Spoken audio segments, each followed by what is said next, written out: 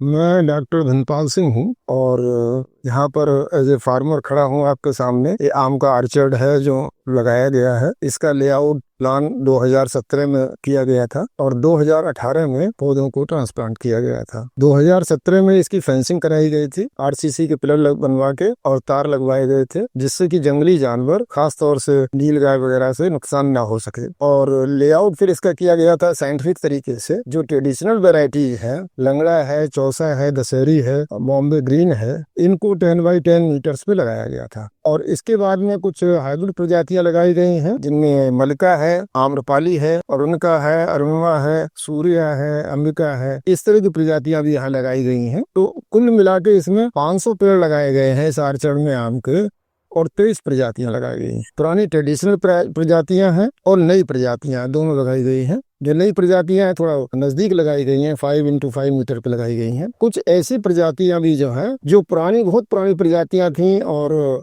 करीब करीब वो मिलती भी नहीं, जैसे गुलाब खास भी एक आध पेड़ यहाँ लगाया गया है। और टॉमी एटकिंस और सेंसेशन, दो प्रजातियां जो है बैराज से लाई गई थी, वो भी यहाँ लगाई गई हैं। तो कुल मिला के 23 प्रजातियां लगाई गई हैं। और इनका एक एडवांटेज ये है कि कुछ प्रजातियां जल्दी पकती हैं, कुछ मध्यम दिनों में पकती हैं, कुछ देर में पकने वाली हैं। तो करीब करीब 2 से 3 महीने का समय मिल जाता है फल जो है तोड़ने का, और एक कंटिन्यूटी बनी रहती है। तो ऐसा सोच के लगाया गया था। और इसमें नर्सरी मुख्यतः हमने पंतनगर यूनिवर्सिटी से ली थी, और कभी कभी जो है रुद्रपुर से भी लिया था और काशीपुर से भी लाए थे। बहराइच से भी कुछ पेड़ यहाँ आए हैं, दशहरी के, और ये सेंसेशन, टॉमी एटकिंस, गुलाब खास, ये प्रजातियां बहराइच से लाई गई हैं, वहाँ उत्तर प्रदेश सरकार का जो आर्चर्ड है वहां से। अब इसमें एक साइंटिफिक तरीके से किया गया है, जैसे कि रिकमेंडेशन है कि साहब 1 मीटर गहरा गड्ढा होना चाहिए और गर्मी में गड्ढा बनाया जाए, फिर उसमें गोबर की खाद डाली जाए और फिर उसको बंद कर दिया जाए।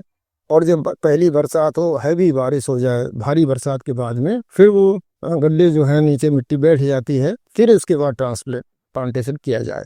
तो वो पूरा जैसा बताया गया है साइंटिफिक तरीके से, उसका इसमें लेआउट किया गया है। अब इसमें अनेक तरह की परेशानियां आती हैं। जैसे हमने 2018 में पेड़ लगाए, करीब 1 महीना लगा।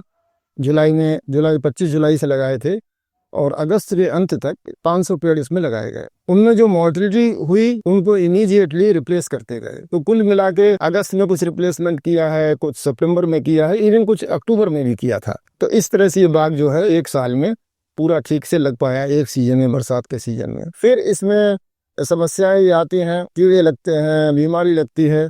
तो हर पौधे को एक बार देखा जाता है, बार बार देखा जाता है, और जहाँ जो समस्या आती है उसका तुरंत वहाँ निदान किया जाता है। जैसे इसमें जो बीमारी है सूट मोरर जो है, उससे काफी पौधों में नुकसान होता है। और ये एक कीड़ा है जो बहुत काटता है उसको, और ऐसे काटता है जैसे किसी ने आरी से, लकड़ी से पेड़ को काटा है, बुरादा निकलता है उससे। इसका ट्रीटमेंट बड़ा मुश्किल है। और एंथ्रेक्नोज एक ऐसी बीमारी है आम में, जो अगर किसी पौधे में लग जाती है तो उसको बचाना बड़ा मुश्किल होता है। मॉर्टिलिटी उसमें काफी होती है, लेकिन कुछ मॉर्टिलिटी 10 से 20%, 25% तक मॉर्टिलिटी हुई है यहाँ। और इसके बाद में एक कंटिन्यूस प्रयास करने से, अकथ प्रयास करने के बाद में ये बाग जो है, इस जो आप देख रहे हैं, इस स्टेज तक पहुंचा है। तो ये करीब 7 साल पुराना आर्चर्ड है। कुछ पौधे इसमें जरूर छोटे हैं, जो बाद में रिप्लेस किए हैं, गैफलिंग कराई गई है, वो छोटे हैं। मेरा जो अनुभव जो ये है, ये प्रैक्टिकल एक्सपीरियंस है, वो ये है कि फील्ड क्रॉप्स के मुकाबले यहाँ थोड़ा अंतर ये है फ्रूट ट्रीज में, कि हर पौधे की एक अलग समस्या होती है। गेहूं, धान और जो फसलें हों उनके विपरीत है, इसमें है एक अलग अलग किस्म का इसमें ट्रीटमेंट होना है।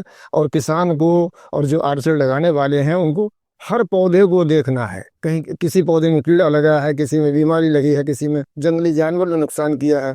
जो सुअर है, जंगली सुअर जो है, वो सबसे ज्यादा नुकसान करते हैं पेड़ों को। और उसके लिए जो है कोई ऐसा कहीं किताबों में, लिटरेचर में नहीं लिखा हुआ है, लेकिन समस्या का सामना करने से और तमाम चीजें सीखनी पड़ी। शुरू में फोरेट का प्रयोग करते थे, लेकिन फोरेट बंद हो गई है, अब नहीं मिलती है। तो इसके बाद में बहुत इफेक्टिव है जो लोकल चीजें हैं, जैसे गोबर अगर लगा दिया जाए पेड़ पे, तो उसकी महक से और उसकी बदबू से वो सुअर जो है उसको नहीं खाता है। और अगर गोबर में कोई इंसेक्टिसाइड मिला के लगा दिया जाए और कुछ ना मिले किसान, तो फिनाइल, काली वाली फिनाइल जो होती है, उसमें स्मेल जो है, बदबू ज़्यादा आती है, उसको मिला के अगर गोबर में लगाएंगे तो कम से कम 10-15 दिन के लिए एक बार गोबर जो है मुट्ठी में लेके फिनाइल मिला हुआ लगा दें तने पे, तो जंगली जानवर से उसकी रक्षा हो सकती है। और इसमें लेआउट करते समय ये ध्यान दिया गया है कि अच्छी फ्रूट सेटिंग हो, अच्छे मात्रा में फल आए। उसके लिए हमने क्या किया है, ऐसा सिफारिश है वैज्ञानिकों की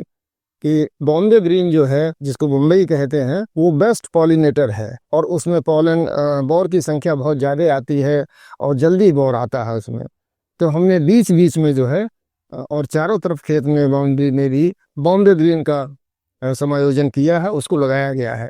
करीब इसमें पूरे 500 पौधों में 40-50 पौधे जो है बॉम्बे ग्रीन के लगाए गए हैं। इस खेत में करीब 150 पौधे चौसा के हैं और इतने ही पौधे लंगड़ा के भी हैं। और बॉम्बे ग्रीन और मलका के पौधे, मलका करीब 70-80 पौधे मलका के हैं। बाकी दशहरी के भी कुछ पौधे होंगे, 20-25 पौधे, और ये संकर प्रजातियों के 50 पौधे होंगे। तो अनेक प्रजातियां हैं और इस तरह से इसको जो है समायोजन किया गया है, जिससे लंबे समय तक जो है फल मिल सके और अच्छी वैरायटी के फल मिल सके। तो अभी देखिए, क्योंकि ये बाग जो है करीब 7 साल ही पुराना है और उस तरह से अच्छा प्रॉफिट तो 10 साल के जो पेड़ होते हैं तो मैक्सिमम उससे प्रॉफिट हो सकता है, लेकिन इनिशियल एक्सपेंडिचर काफ़ी ज़्यादा होता है आम में, और उसको मुझे ऐसा लगता है कि उसकी भरपाई जो है 10 साल में भी होना मुश्किल है, जो एक्सपेंडिचर किसान करता है इसमें।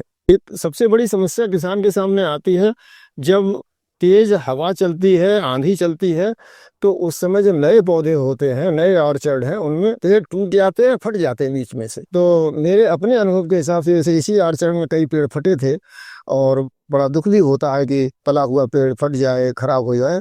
तो इसमें मेरा सुझाव ये कि जो भी किसान बाग लगाना चाहते हैं वो तार की फेंसिंग के अलावा बायोलॉजिकल फेंस का जरूर इंतजाम करें। खेत के चारों ओर ऊंचे ऊंचे पेड़ और झाड़ियां लगाने का प्रयास करें, जिससे हवा का करंट जो है वो कम हो सके और पेड़ों कम नुकसान हो। इसके लिए हमने बांस की फेंसिंग लगाई है। देखिए, बांस सबसे जल्दी तेजी से बढ़ता है और हवा को रोकता है। वैसे किसान यूकेलिप्टस भी लगा सकता है और पॉपुलर भी लगा सकता है, अनेक पेड़ों लगा, लेकिन चारों तरफ जो है बाउंड्री होनी चाहिए, बायोलॉजिकल फेंस होनी चाहिए, जिससे कि हवा के वेग से, तेज हवा से और आंधी से पेड़ों को नुकसान नहीं होना चाहिए। उसको जितना कम किया जाएगा फर्क पड़ेगा, फल भी कम टूटेगा और पेड़ भी कम फटेंगे, टहनियाँ भी नुकसान नहीं होगा।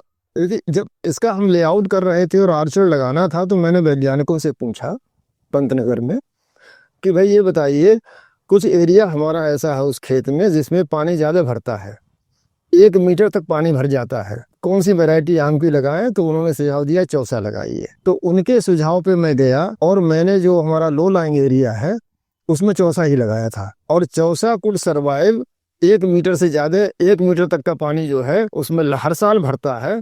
और उसमें अगर चौसा का पेड़ है तो कोई मॉर्टिलिटी नहीं हुई है, लेकिन गलती से अगर कुछ पेड़ उसमें आ गए दूसरी वैरायटी के तो मर गए थे। तो अगर किसान को कहीं ऐसा है कि कहीं वाटर लैगिंग थोड़ी बहुत होती है, 1-8 पेड़ 1-8 मीटर तक की, तो उस जगह पर चौसा ही लगाए। This is the only variety which is water resistant. तो ये इसमें एक नई चीज थोड़ा साइंटिफिक ढंग से किया गया कि भाई लो लाइंग है तो उसमें चौसा लगाया गया है, और ऊपर का जो खेत है इसी खेत में 2 तरह की निवारण प्लांट है, एक तो लो लाइंग है, दूसरा अपलैंड है। ऊपर वाले में अनेक प्रजातियां लगी हैं, नीचे वाले में सिर्फ चौसा लगा है। धन्यवाद।